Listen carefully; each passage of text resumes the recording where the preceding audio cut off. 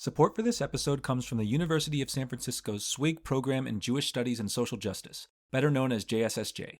The JSSJ graduate level certificate program in JEDI empowers professionals with invaluable skills, tools, and resources to connect generations and ensure inclusive growth. Courses this spring include Meet the Moment, Fighting Anti-Semitism and Building a Just World, and Dismantling Racism from the Inside Out. The JEDI plus JSSJ program is built around your busy schedule, driven by your individual professional development, and steeped in a rich culture rooted in justice.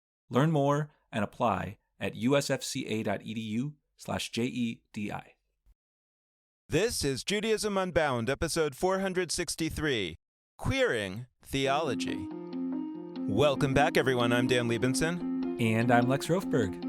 And today we're excited to join forces with one of our neighbors. That's what we call fellow podcasts in the religion and spirituality category of Apple Podcasts, since we share a neighborhood with them. Brian G. Murphy and Shannon T.L. Kearns are the co-hosts of Queer Theology, the longest-running podcast for and by LGBTQ Christians and other queer spiritual seekers. Their podcast reaches listeners all over the world as they explore topics like purity culture, sex positivity, queer bodies, transgender theology, the interplay between queer activism and faith-based activism, polyamory, and so much more. Every week, Queer Theology offers a queer and trans take on issues that matter to LGBTQIA+ folks and their spiritual lives, often incorporating exploration of biblical text. In an exciting development for us and for our community, Brian G. Murphy and Shannon T.L. Kearns will be co-teaching a mini-course in the Yeshiva beginning in January called Queering Theology, a crash course in reading the Bible queerly. It's open to anyone, no matter your sexuality or gender identity. Queering Theology will explore how queer Jewish and Christian theologians have found queerness in the text and traditions, why it's important to look for queerness in unexpected places, and how you can find yourself in the text. The class will complicate ideas of scriptural authority, traditional interpretation, and the place of the Bible in progressive communities of faith, and it will give students a deeper understanding of the history of queer theology, as well as bold new queer takes on some classic Bible stories. So if you love what you hear today, just head over to judaismunbound.com/classes after the show and sign up for the 3-session class. As always, financial aid is available to anyone who needs it. Before we dive in, just a bit more about our two guests today and their work. Back in 2013, Brian G. Murphy and Shannon T.L. Kearns founded the first explicitly queer Christian movement and what is now the longest-running LGBTQ spirituality podcast, Queer Theology. At a time when the conversation was focused on, is it okay to be LGBTQ, their work pushed the conversation to begin with how queerness enriches faith. Brian G. Murphy is a Jewish queer sacred storyteller who works as an activist, educator, and certified relationship coach. In 2022, he officially converted to Judaism, completing a journey that was half a lifetime in the making. Before turning to activism, Brian G. Murphy studied film production and religion and worked in Hollywood on a number of film and television projects and produced a pilot for a national broadcast network. His work has been featured in Vice, BuzzFeed, The Huffington Post, The Advocate, Upworthy, and NBC News, and his first solo book, Love Beyond Monogamy, will be published in 2025. Brian G. Murphy has also taken multiple classes in the Yeshiva, and we're thrilled that he's now joining us as a teacher. Shannon T.L. Kearns is an ordained priest, a playwright, a theologian, and author of In the Margins, a transgender man's journey with Scripture. His forthcoming books are No One Taught Me How to Be a Man and Come and See, a radical youth devotional. Shannon T.L. Kearns is a recipient of the Humanitas New Voices Fellowship, a Playwright Center Jerome Fellowship, a Finnovation Fellowship, and he was a Lambda Literary Fellow, once in playwriting and again for screenwriting. Shannon T.L. Kearns has been honored with awards for screenwriting at numerous film festivals and pitch competitions, including as a semifinalist for the O'Neill and as a finalist for the Blue Ink Playwriting Award. Brian G. Murphy, Shannon T.L. Kearns, welcome to Judaism Unbound. It's so great to have you. It's so good to be here. Yeah, we're excited. Well, I wanted to start just by understanding a line that I saw in the description to the class that you're going to be teaching in yeshiva, where you say, you talk about these stories that we've talked about on the podcast as well, David and Jonathan, Ruth and Naomi. People will often say these are actually queer stories, but then you go on to say that there's queerness on every page of the Bible. And I wanted to understand what you mean by that. Yeah, I think for us, we see queerness more broadly than just looking at like which characters in the Bible might have been gay or trans, but really thinking about what are the inherent dimensions of queerness, right? Breaking boundaries, conversations about consent and control and power, looking out for the most marginalized. And when you broaden your perspective of like, what does it mean when we talk about queerness, then it really opens up to being able to see queerness all throughout Scripture. And so we might see it in relationships or in ways that people are living out their gender, but we also might be seeing it much more broadly and in places that you wouldn't expect to see queerness. And that's really exciting to both of us. I guess my question is, how did it get there? And this is not meant to be a totally theological question, although it could be. I guess I'm asking for queer ideas to be on every page. Does that mean that a queer hand must have written it? Or is it even maybe more of a hermeneutic that says, I shouldn't say hermeneutic, or is it more a way of interpreting something that may have been written by somebody who's not queer in the ways that we think about that word today, and yet even in the things written by those people, we can see queerness. And I guess then why do we see it? How did it get there? I'm someone who doesn't believe that there's a God that made each individual word on the page be written. And also, I do think that through the communities who told these stories and wrote these stories and compiled these stories and have interpreted these stories and redacted and edited these stories, that like there is something about the divine that made it into these stories. And one of the things that we say is that like you need queerness to fully understand God. In the same way that you also need the perspective of like womanist theology, of Black liberation theology. You need all of our various experiences. Like in the Talmud talks about like turning and turning and turning. I feel like we can sort of like turn and turn and turn everything about faith, scripture, tradition, and that we have to sort of assemble all of these different perspectives to see the whole diverse picture of God. And so like in that sense, I don't know if like the literal human author of these things were queer, but in the sense that in some meaningful way, scripture reflects the divine, then like, yeah, in that sense, like there is a queer author, even if the person wasn't present, because I do think that queerness permeates the divine and thus permeates all of the text.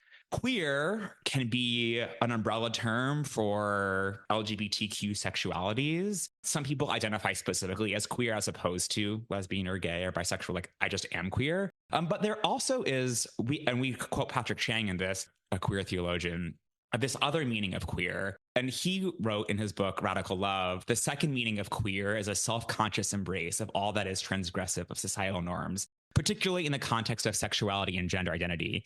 In fact, this term is best understood as a verb or an action. That is, to queer something is to engage with a methodology that challenges and disrupts the status quo. Like the function of the court jester or the subversive traditions of Mardi Gras, to queer something is to turn convention and authority on its head. It is about seeing things in a different light and reclaiming voices and sources that previously had been ignored, silenced, or discarded. And so that is also one of the ways in which we use the word queer, to be looking for these previously ignored, silenced, or discarded voices. And those voices are not necessarily specifically LGBT voices or perspectives, but we think that this is like this process of queering is something that everyone can and perhaps like should do, and that the experiences of specifically LGBTQ people help us to do that work, but it is a work that anyone can learn to engage in and everyone will benefit from. So I would love to like model some things that you go about doing on your podcast and also that will be going on in your amazing class. And by the way, shout out, the first word of your class title with us is queering. Verb, not just adjective. Yeah, this is queering Jewish theology from the folks at Queer Theology. Yeah. So we've got the adjective, we've got the verb, it's all in play. But I actually wanted to turn to Shannon because one piece of this class that I am unbelievably excited about is that it's the fulfillment of a vision we have had with the Unyeshiva for a long time, but hasn't quite come to pass. I have long felt that our Unyeshiva should be a space that transmits deep Jewish learning, deep Jewish unlearning, and that can happen through teachers that are not only themselves Jews. And so, Brian, you are Jewish. Shannon, you are Christian. And I'd love to start, Shannon, in your wheelhouse of just like, if we were taking one of your favorite texts from the Bible that maybe folks haven't thought about through a queer lens before. I mean, the David and Jonathan story, the Ruth and Naomi story, I don't want to dismiss them because like they are so beautiful. And for a lot of folks, they're like a first entryway into looking at ancient text through queer lenses, like seeing, oh, wow, there's statements about David loving Jonathan in ways that we can totally read as romantic, and it's not stretching, and that's literally right in front of us, but it's kind of been hidden in plain sight. Like, that's empowering, both to folks who are themselves queer and even to folks who might not be, but who want to see broader meaning in the Bible. So that's like, those are important.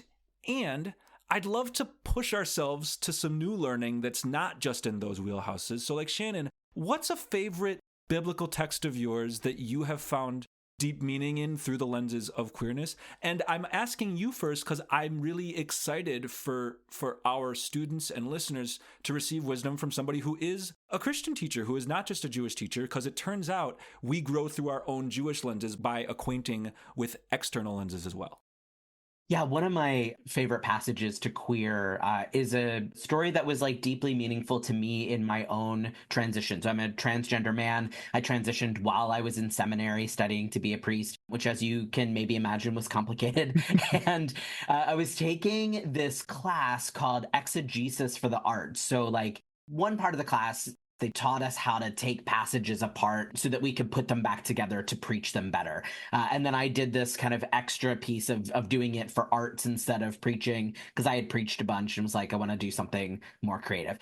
And we were assigned this passage. It's from the Gospel of John, the 20th chapter. It's the colloquially known as the Doubting Thomas story. And it's a story that I grew up with and had heard a bajillion times as a child and was like, I can't believe this is the passage that I have to deal with. Like, there's no way I'm going to find anything new in it.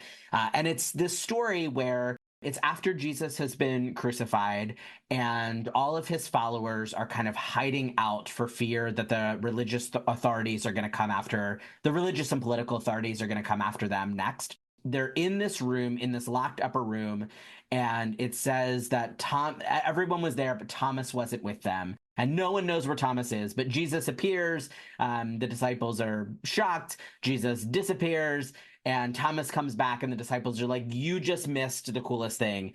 And Thomas says, unless I see the nails in Jesus's hands and put my hand in his side, I'm not going to believe.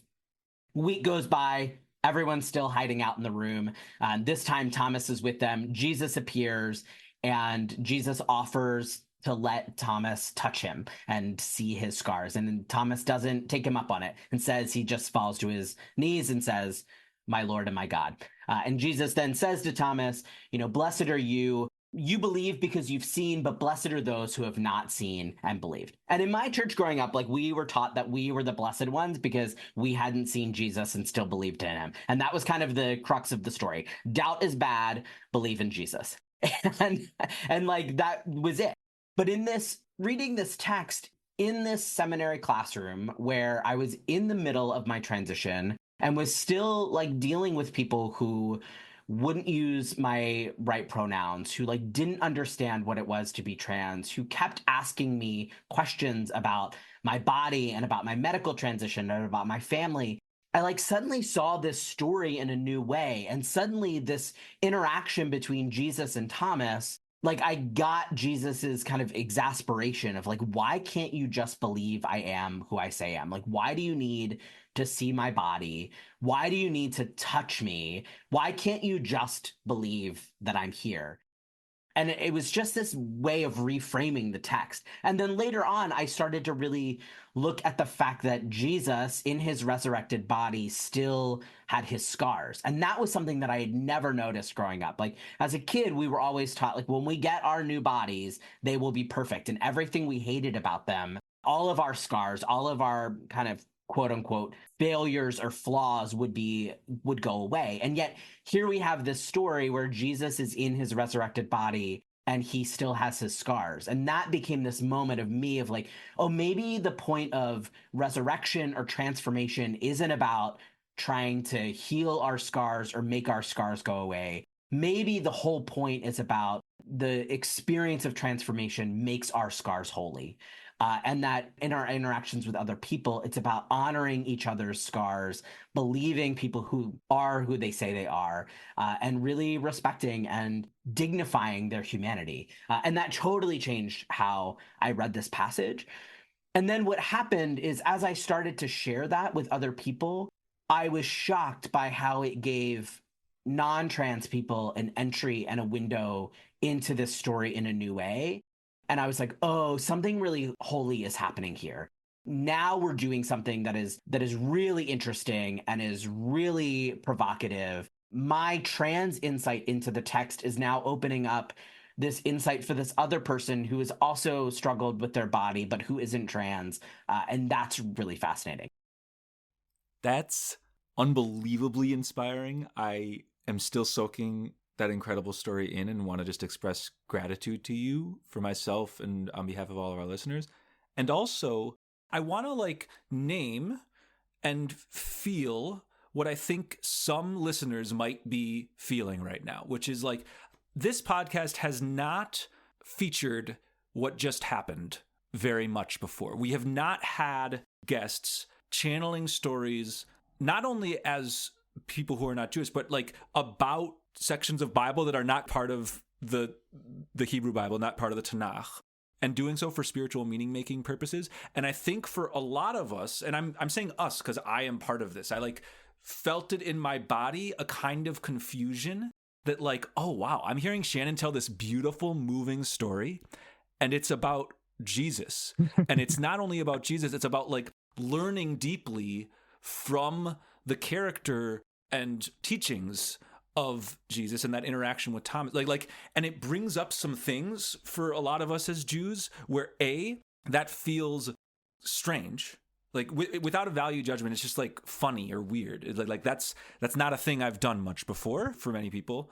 And second, I think it feels like we are certainly transgressing a taboo. And maybe even for those of us who like transgressing taboos, who like queering, it's a taboo that we haven't pushed ourselves to transgress. And I want to go to you, Brian, because you're somebody who has some deep skin in the game on this question, right? You're somebody, and I won't tell this story for you, but you are not somebody who considers himself a Christian today, and yet you are able to lead and participate in these conversations where you mobilize Christian texts for positive meaning, not just what they're wrong about, which is also something that's worth doing. So I kind of wanted to go to you, how do we do that, and why, for the listeners who felt that weird stew of feelings, might it be good to push through and find meaning anyway?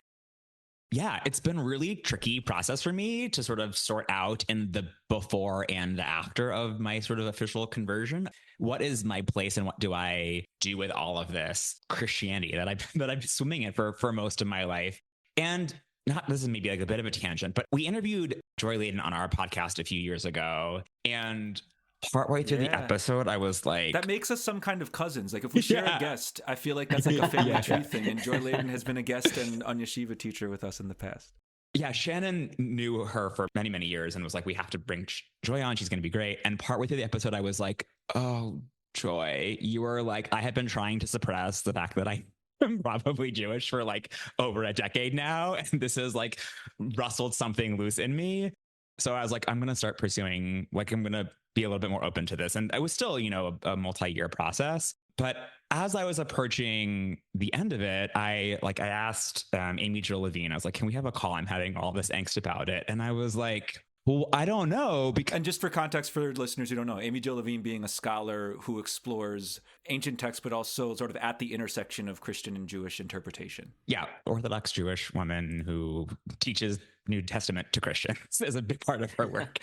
And I was like, a lot of my work has been in the Christian space. And like, so it felt very bizarre to be like, this feels like a very deeply personal decision. And also I am aware that like in some way I am a teacher. We have a community and online classes. It is a fraction of like Shay and Mai's livelihood.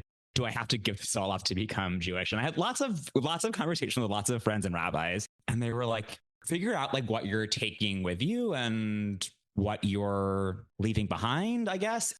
I'm not a Christian anymore. And also, I have this personal history with Christianity and Christian ideas. And so I can still see some inspiration there, even without claiming it as my own. And I think in a flip side, like before I was Jewish, I was like, oh, I really love Hanukkah or the Passover story or Shavuot seems really cool or this other either text or tradition, but I'm not that, but I can learn from that. And I feel like you guys and many other Jewish teachers that I know are sort of like, Judaism is awesome. Like we've got some cool Jewish wisdom, learn from it. You can learn from or appreciate a tradition or a community without necessarily saying, I believe in this, or I sign off on this, or this is mine. And sometimes what you hear from, for instance, like Shannon, might be a way that you then see scars differently in Jewish texts and Jewish customs and Jewish traditions, right? It might just sort of like be an inspiration for you to look at scars differently. The Jesus question in particular feels like, what do I do about this Jesus? So when I was wrapping up my conversion process, it was sort of like, how does Jesus fit into this? And I felt like, well, I don't believe that Jesus is God or is required for salvation or some of the more traditional Christian concepts. And so I was like willing to let Jesus go as a theological claim that feels like good and easy for me. And then the rest of it was sort of like, well, I'll figure it out as I go. Amy Jill Levine was sort of like, well, I don't know. I can't tell you what to do. I've never been a queer, former evangelical Jew who works with a lot of Christians. You'll just have to figure it out day by day. And you don't actually have to have it figured out all beforehand. And so it feels like, for me, there was a difference between belief in Jesus or Jesus being my Messiah from how am I going to relate to these texts and traditions, and like, do I still go to church with my grandma when I visit her, and things like that. Like that, I can sort of feel out as I go, and that might change over time. Well, maybe this is an opportunity to, go into the, our personal biographies as well, because Shannon, when you were talking about that whole story about doubting Thomas, like Lex, you're saying I had weird feelings in my bones. Like I didn't have any weird feelings in my bones. I was like, this is awesome. I can totally listen to this. It makes all the sense in the world to me. I don't know why I should be having feelings. It's so interesting. Right? I can listen to Shakespeare. I can listen to Dostoevsky. I can listen to the New Testament. What difference does it make? So like that's my experience. And I wonder to what extent that comes from my experience. I was a law professor in a previous time in my life, and I taught for 3 years at a Catholic law school. And in order to basically feel like I knew what was going on in the Catholic law school, I did kind of a deep dive into Christianity, including reading, by the way, the entire Left Behind series, which horrified my Catholic colleagues. And they were like, that's not our kind of Christianity. And I was like, no, I know. But I was just wanted to kind of, get a deep dive into Christian whole ideas. spectrum there. Yeah. But I was like really, really into it, so much so that they had me give the welcome address to the new students at the beginning of the year, which scandalized my wife because she was like, why can't a Catholic do that? But in a way, I felt connected to the mission of the school in a really deep way, partly because of coming at it from an outsider's point of view and saying, this Jesus stuff, I see it. Like, I see the value of Jesus, even though I don't believe that he's God and things like that. But I was like, these stories are great stories, and we're missing them in a way. Now, I wouldn't want to have them necessarily built around Jesus in a Jewish setting, but it's like that story, Shannon, that you just told about Thomas, I would love to have a story like that in the Jewish world, in the Jewish milieu, so that we could learn the same lessons in a sense that you described. And so it's also a question, I think, that goes back to what we were talking about earlier about the sort of divine in these books. Because essentially, when you were talking about that, the way that I was interpreting it and translating it in my own mind was that I understand divinity to be something that is inherent in every person and in every part of life, such that, of course, every piece of literature is full of queerness because queerness is part of divinity. And we should expect that any kind of person can channel those things because any person is part of that divinity. It makes me ask, what's the difference, if any, between the Tanakh, the Old Testament on the one hand, and the New Testament, and on the other side, any form of literature, Shakespeare, Dostoevsky, because I can have the same kind of conversation about Shakespeare and find that Shakespeare understood deep things about human... You can also queer it. Yeah. Of course you can queer it. And that's the thing. It's like, I guess in a sense I'm asking, is there anything special about the Bible? Or are we really just discovering, in a sense, the power of literature, the divine power of literature? I think Shakespeare actually is a really interesting question because my answer to that would be, it's not inherent to the text. It's about the ways in which the text has become sacred through community and tradition. And so, like, when you talk about Shakespeare, there is a huge community around Shakespeare, right? So I'd be curious for, like, another literature text that maybe has a smaller community around it that maybe has less power, right? Because it's been less in community. But for me, I think that, any text that has a large community around it and people who are turning to it for solace, for meaning making, for inspiration, that is functionally doing the same thing. I studied religion and film production, but religion in undergrad. And one of my religion classes was religion and popular culture in the US. And it was basically how like lots of things are religious. And so one of the examples that my professor gave was she was talking about like baseball, right? Where it's like you go on a like pretty regular schedule, you dress up in a certain way, the people on the field are dressed up in a certain way, but different than the way you're dressing up. There's like players, there's umpires, you sing songs in a very like Jewish and Catholic way. You stand, you sit, you stand, you sit.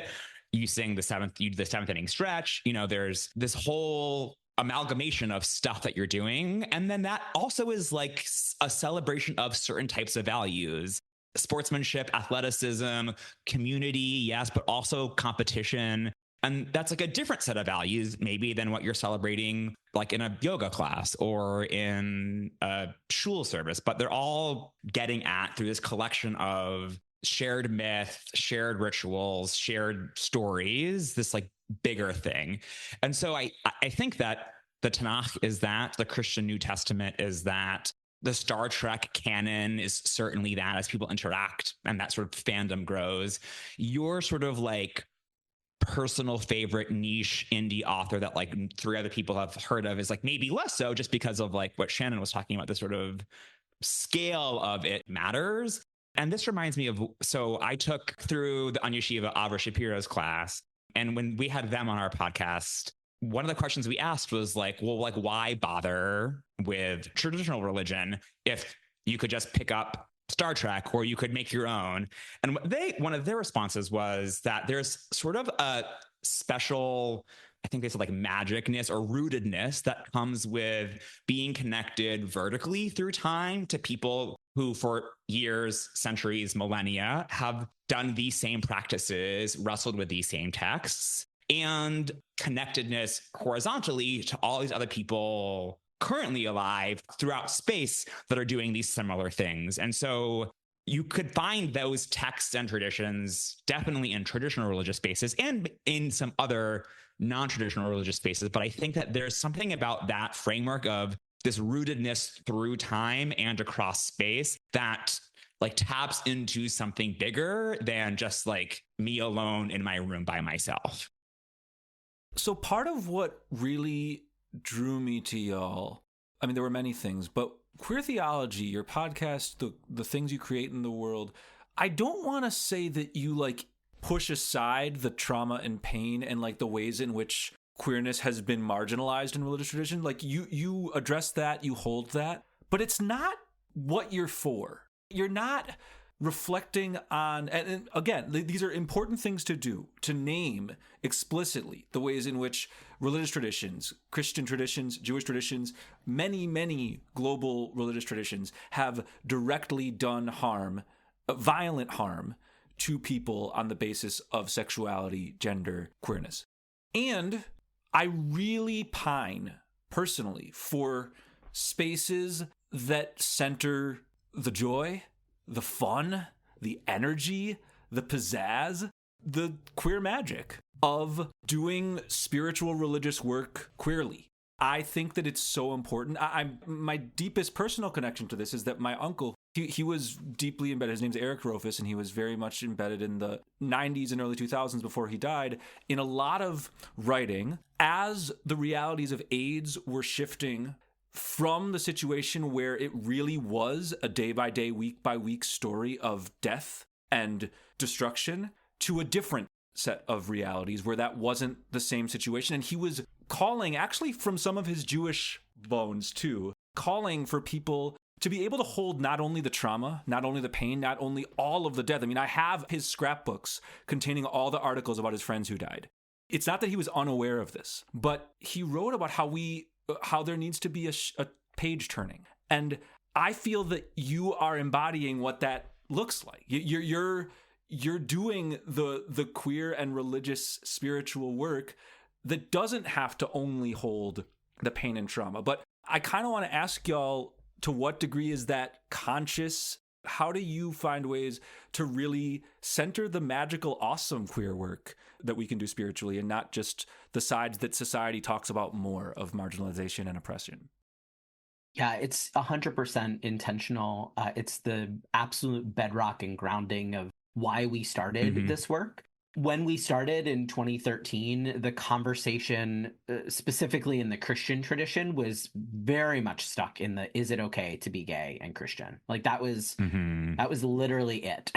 Yeah. Everyone was still bringing up all of the same, the 7 so-called clobber verses that are supposed to be against LGBTQ plus people, using the same arguments that people had been making since the late 70s, right? Nothing had changed in the conversation. And we were so tired of it. Over it. And we're still tired of it. And what we started with this phrase that I think Brian came up with, which was queer people have more to offer the world than what we are not.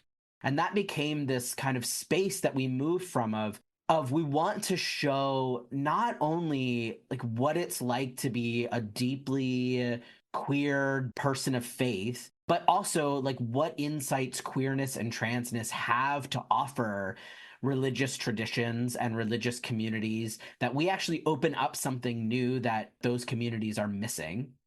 But I think even, more than that, part of what happens when we get stuck in a defensive space or in a space of trying to prove that we have a right to exist in communities is it allows the people who already have the power and who are already oppressing and marginalizing us to continue to have all of the power. They get to set the terms of the argument. They get to set the terms of inclusion. And I think when we just simply refuse to play into that game, not only does it take the wind out of their sails, but it really frustrates them in a way that I think is quite beautiful. And I think, my stubbornness appreciates. It comes back to saying, like, we've always been here. We've always been in these communities. We've always been a part of traditions, like even by different names, right? We get to claim our space in them, and we don't have to defend our right to exist. And when we stop doing that, space to do really important work opens up, which doesn't mean that we don't fight for inclusion. It doesn't mean that we don't push back against harmful theologies and ideologies, but we do that rooted in our sense of belonging and purpose, and like you said, rooted in our joy and our sense of fun and magic and delight. Like that, I think, is what's going to save us, and that's what's going to open up horizons to dream of better futures together. And when we start from a place of queer people are, of course, good, that we're already holy, that we have something important, necessary even, to offer the conversation of what it means to be human, what it means to be alive and in relationships, then we can turn to the positive things about queerness and queer history and use those as tools for dealing with all of the hard shit in life. It is hard to be sometimes in some places, and for different people, more or less difficult to be LGBTQ, to be polyamorous. Like the more gender nonconforming you are perceived to be, the harder things can get when you have intersecting identities such as, you know, race, sex, all of that, immigration status. It just compounds it. So it's not that like our version of queer theology is like, oh, it's just awesome to be queer and it's all happy all the time. That there's like a deep appreciation for like life is like really hard sometimes. And also in those hard moments, queerness, and I would also offer the Christian tradition and certainly the Jewish tradition have some like really powerful tools to get through that. And when you can sort of fuse your queerness with whatever your tradition, your faith, spiritual tradition it is, it makes it that much more powerful to get through those tough times. I'm thinking about like my own when I was figuring out that I was queer. And it was the late 90s, and I wasn't sure how my parents were going to act, if friends at school were going to react well, not just from a religious perspective, but like America in the late 90s was not super LGBT affirming, right? That I had this sense that God loved me and God had created me and that was good. And so like that then like bolstered me to get through the hard times, even as sometimes it was people speaking in the name of God that made life hard for me. And a few years ago, one of my best friends had terminal cancer and ultimately ended up dying. In those 5 years, thinking about the sort of the legacy of HIV/AIDS, I'm not the first queer person to lose a best friend to a disease in his 30s. And like, what is the wisdom there? And I remember being like, oh my God, fuck, like going to the hospital. I was like, I have to do this like once. Or I mean, I had to go multiple times. Like for this one person, like imagine doing this every week of my life for a decade for almost every one of my friends. Like how horrific. And also like, what might I learn from the people who came before me? I'm not in this alone. And to really being able to appreciate the beauty and the legacy of queer people and queer activism and queer spaces and the ways in which queer people have taken care of each other in the past tense and continue to do so makes it that much easier to get through the hard times and to not be overwhelmed by the darkness. I wanted to ask you, based on just picking up some of the language that you were using earlier, to reflect on the story of your conversion. And I feel like you said something earlier in the conversation, like when we had Joey Layden on the show, I started to feel, oh boy, I've been Jewish. I know, right? As opposed to the way that I usually hear it as I found out about Judaism and it was something that I wanted to become. And so I then undertook a process of conversion, and then I converted, and now I'm Jewish. You were talking about it in a way that was much more the way that people talk about their own queer identities. You know, I understood that I was gay, or I understood that I was trans, and then I came out. And I'm wondering two things. Number one, what you heard that made you start to realize that. I'm asking in part because I'm imagining that we have listeners out there, I mean, I know that we do, that aren't Jewish. And like, what does it feel like to have those realizations? What triggers them? So just curious about that story. But then also I'm curious about the way that you're demonstrating, I think, this incredible value of having queer voices in the tradition, in a sense that there's ways that you're talking about how one becomes Jewish that are sort of available only because they're mirroring the way that everybody understands is the way that we think about queerness. Yeah. For context, when I was 19, my mom asked me if I was going to convert to Judaism. And I reacted like very instinctively, like, no, of course not. And which in hindsight reminds me of a few years probably when she'd asked me if I was gay. And I was like, no, of course not. I think at the time, so I just grew up in a very Jewish area. And my whole life, most of my best friends have been Jewish. One of my earliest memories is making latkes at school for Hanukkah. And I knew a lot of the blessings just by heart from going to so many bar and bat mitzvahs before I knew what they meant. I just like I had absorbed them into my body. And so a lot of like respect for and participation in those communities. But I had this idea that you are born Jewish. It's something that's passed down. And I knew about conversion, but it was sort of my idea was like, oh, well, if I was dating someone who was Jewish, I would like convert for them to sort of like join them in this. But to just sort of like do it on my own, I had this like imposter syndrome around it. And every few years, one of my good friends who's Jewish would be like, have you ever thought that maybe you're Jewish? Like you could convert. I was like volunteering at her synagogue. And I was like, no. I'm just like being a good friend helping out here. And so I would just sort of like punt it down the road. I don't remember exactly what she said that sort of unlocked the thing. But I know also around that time, either like right before or right after, I had heard a few things about sort of like Jewish theology and culture and practice. And like one of them was that halakhically, there's like no difference between someone who's born Jewish and someone who converts to Judaism. And so that was like a really meaningful thing for me where I was like, oh, like maybe it isn't weird to want to become Jewish. I actually could do this. And then I heard that one of the stories in the Talmud about how a story that all Jewish souls are present at Sinai to accept Torah. And I was like, oh, like, that's a neat idea that is like a thing that some people believe, many people believe. One of the opinions out there about what to do with converts, like, did they choose it or have they always been Jewish? And of course, there's another story that is like, no, they chose it. And that's what like makes it so cool is that they didn't have to. And so that was also swirling around. I'm also like, I am very religious in some ways. And also I'm like very scientific in other ways. So it's like, I don't even know how I believe in a soul that was at Sinai, but just like, at least the metaphor of that felt real. And that, to put it in more like practical terms, that it was just sort of, I had always sort of thought of Judaism as like a second home that I would like go visit my friends at. And that was like really lovely and welcoming. And sometimes it was like literally their homes, especially as I was coming out as queer. It was like many of my friends who were Jewish and their parents sort of were very supportive of me. It's some like their first positive adults to respond well to my queerness were Jewish parents.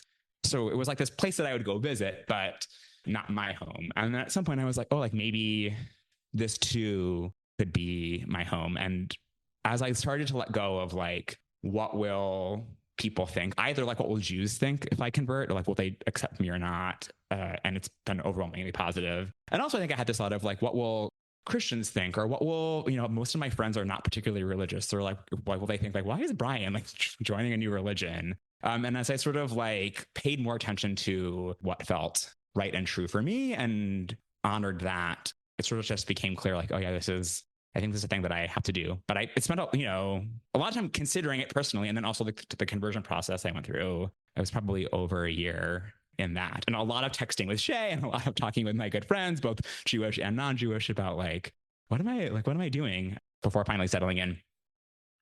It's interesting because I've been teaching conversion-oriented classes for the last few years. And one thing that I've come across in that are people who feel they're incredibly Jewish and they're so excited to become Jewish, yet they have an insecurity that is almost like, I don't know enough. Can I really say that I'm Jewish? People don't say, well, I wasn't born to a queer family, so who am I to be queer? There's like, no, I am queer, like that. And it just strikes me as interesting to hear that the various language in both, and you're mixing them in the two, but it strikes me as interesting to imagine a paradigm where it was the understood thing about Judaism that you very well may be Jewish, and the conversion process is something more akin to coming out. You have to just sort of understand who you are in this deep way. And I think, by the way, that a lot of the Talmud stories, there are these famous stories about Hillel and Shammai, and somebody comes to them and wants to convert, and Shammai is very demanding, but Hillel actually converts them right away.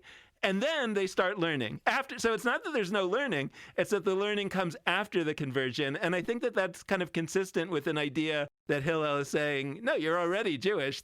I just have to do this thing to affirm it. But then, of course, you should start learning, but don't have that insecurity that you don't know enough. Every Jew doesn't know enough.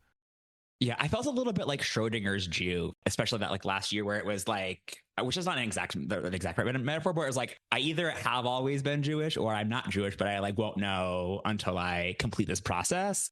For me, at least, I think that there was real value in it not being like, I had this thought one day and then the next day I became Jewish. Like for me, at least, there was a deep meaning in taking some time to really sit with it. For me, it made finalizing the conversion like that much more meaningful. Oh my god, not to get too sexual, but it's like you're like edging, right? Or you're like building up this tension. I can't believe I just said that. You're like building up this tension, right? I can. That's great. Preparing. I can too. There's like something about the preparation that is deeply meaningful. There's value in that sort of like liminal space of figuring this out and like Jew -ish as I'm figuring this out, that I'm really glad that I got to have. You know, the idea that like you say a prayer and accept, quote unquote, accept Jesus into your heart, like that is a very new kind of belief, and is really only evangelicals, right?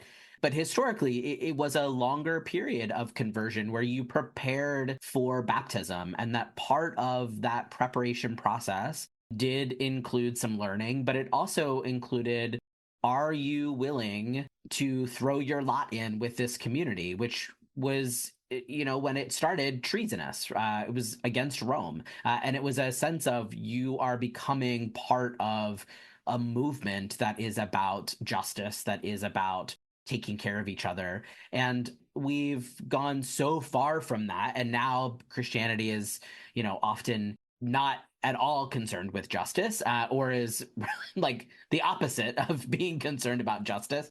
But I do think that I in some ways I wish we could bring back that longer period of reflection of intentionally choosing, right? I think that there's something really powerful in intentionally choosing to be a part of a community.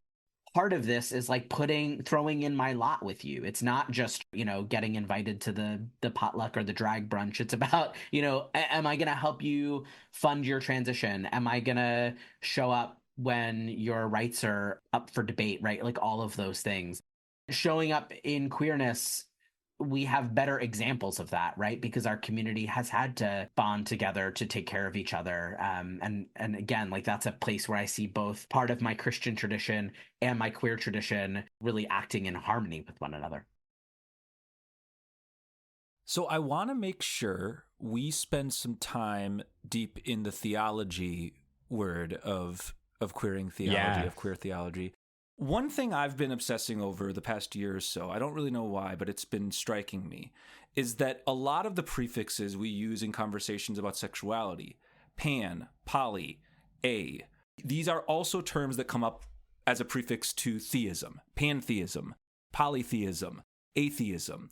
I'd love to unlock the theology side of this conversation. I find that Jews often don't want to talk about theology. We actually we talk about all sorts of things, even religious things, but we don't talk about like what is God, how many of them are there, what is it, him, she, they. We actually, in a lot of contexts, avoid it.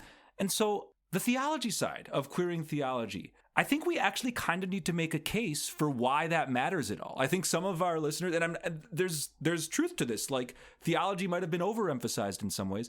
Why does it matter to engage theology, period, including through the ways you're going to in this class? If we don't do that work of definition, we assume that we're all talking about the same thing and that we're all picturing the same thing. You know, so when you're talking about God, then suddenly we could be talking about very different things while assuming that we're talking about the same thing, right? Like I think so often when we're working with people who come from a more conservative Christian tradition, they have this picture in their head of the old bearded white man in the sky. God is the dad who's ready to smack you down if you do bad things. And it's not until we can like unpack that God could be considered in feminine terms, that we could learn something about God if we think about God as a community or in relationship, right? Like all of those prefixes that you were talking about. What happens if we think about God in all of those different ways? And thinking about God in each of those different ways opens up a new insight into the divine in ways that are really, I think, provocative and profound. All theology comes from a specific context. There is no theology that comes from this purely objective place. It's just that often we've been taught to see white, cisgender, male, predominantly European theology as like quote unquote theology, and everything else is identity politics. And so when we're doing theology from a queer or from a trans perspective, I think what we're doing is like we're naming the place from which we are doing theology. And we're not saying that that is the only place from which to do theology, but we're saying like, no, I'm starting as a queer person. I'm starting as a trans person when I'm reading this text. And also as I'm reading this text, I'm reading this text as an American from the United States. I'm reading this text as a white person. I'm reading this text as someone who moves through the world as a man. And it also means that I'm missing things, right? And I'm not seeing certain things that I need someone else from their particular identity and place to bring out for me. We need Black theology. We need womanist theology. We need Latinx theology and poor theology. And yes, the European theology matters too. But it's not that we hold up one and ignore all of the rest. It's that we put all of them in conversation with each other. And I think that's also like in queerness, when we pull up all of our identities and we put them in conversation with each other and we get into community together, like we can learn things. I am deeply monogamous, not because I think being poly is wrong, but because I think being poly is exhausting. But I've learned so much from Brian and from the way that he structures his relationships that have like deeply enriched my own monogamous relationship and the ways that I think about friendships and the ways that I form community. And so like I think that there's such depth there and that we need all of it in order to have a full understanding of the divine, of theology, but also of like humanity and community too. In the same way that all theology has a context, every person has a theology, and that asexual, for instance, to go back to what you're talking about, Lex, is not the absence of a sexual orientation, right? Asexual like is a discrete sexual orientation onto itself, or for many people, that's how they understand it. And so whether I believe in God really depends on how you define the word belief and also how you define the word God. And so in some definitions, I'm an atheist, and in some definitions, I'm a monotheist, and in some definitions, I'm a pantheist. And so I guess I'm all those things all at once. But I'm really either 0, 1, or infinity gods. Yes, somewhere in there. Yeah, exactly. Right. When I think about some people who are like very close to me, who have who the 12-step recovery has been very meaningful to them, and they've shared like God could be group of drunks, right? Something bigger than yourself, or whether God is the oneness of all that is, or God is, we're all orienting ourselves, our lives around ideas or values or stories. And so it's like, are you paying attention to the stories and the values and the communities and the decisions that shape your life or not? And so I don't really care if you're Christian or I guess I do actually care a little bit. If I do love, I do think being Jewish is awesome. But like in theory, I might make a moral judgment. If you decide to leave Judaism or you decide to leave Christianity, great. I want you to go well, go fully, go healthily, find what brings you joy and wholeness. Shannon and I talk about a significant part of our work. It feels like helping people leave Christianity just as much as it is about helping people reclaim it and stay in it. But so theology matters not because like Abraham matters or the Torah necessarily matters, but because it is important that you are in tune with your values and your communities and how you want to live your life and your sort of moral ethical center. And theology, logos, like talking about God, talking about that which is bigger than ourselves, is like one of the ways to do that. And so I think we have a very expansive definition of what we mean by theology. So often in the Christian tradition, what people are concerned about is if I don't have the right belief, God is going to send me to hell. It becomes this obsession with, I have to believe the right things because otherwise God will send me to hell. And so if you erase the fear of hell, then suddenly you are able to have a much richer and more interesting conversation. But often with the folks that we're working with, we have to do a lot of work to unpack that fear. And sometimes what happens when that fear is removed is people are like, oh, then I don't need to be a part of this tradition anymore. Like I was only staying because I was afraid. For us, it's like, well, if you're only staying because you're afraid, like let us release you of that fear and send you out to find whatever is going to be fulfilling and enriching. I think that there is value and beauty in theology. I love talking about theology. And for me, it's not about like getting it right or checking the boxes because I'm afraid of what happens if I get it wrong.